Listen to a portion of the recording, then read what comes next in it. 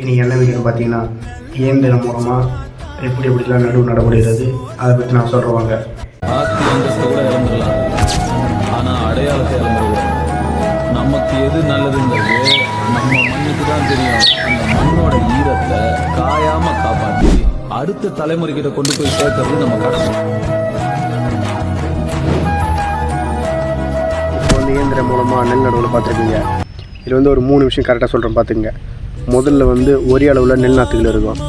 அதுவும் பார்த்தாம விவசாயிகளோட தேவை அதிகமாக இருக்காது. இதில் கிராமத்தில் இளைஞர்களுக்கு மிகப்பெரிய சர்டிஃபிகேட் கை நடுன்னு பார்த்தீங்கன்னா ஒரு ஏக்கருக்கு 25 ஆள் தேவைப்படும். அது இப்போ இயந்திர நடுவு ஒரு 4 பேர் இருந்தால் மட்டும் போதுங்க. நடுவு நேரத்துக்கு ஒரு 2 பேர், அந்த நாற்று எடுத்து தரத்துக்கு ஒரு 2 பேர். ஏன்னா நேரத்தை விரைவாக முடிக்கலாம். இப்போ பார்த்தீங்கன்னா மக்களுக்கு விவசாயிகள் மேலே அதிக அளவில் விருப்பமே கிடையாது. ஏன்னா பார்த்தீங்கன்னா இது வெயில், மழை, புயல் என பல வகையில் வேலை செய்யணுங்க. ஏன்னா அது அளவில் இப்போ எல்லாருக்கும் நிறுவனம் தேடி போகிறாங்க. அது ஒரு முக்கியமான காரணமாகிடுச்சு.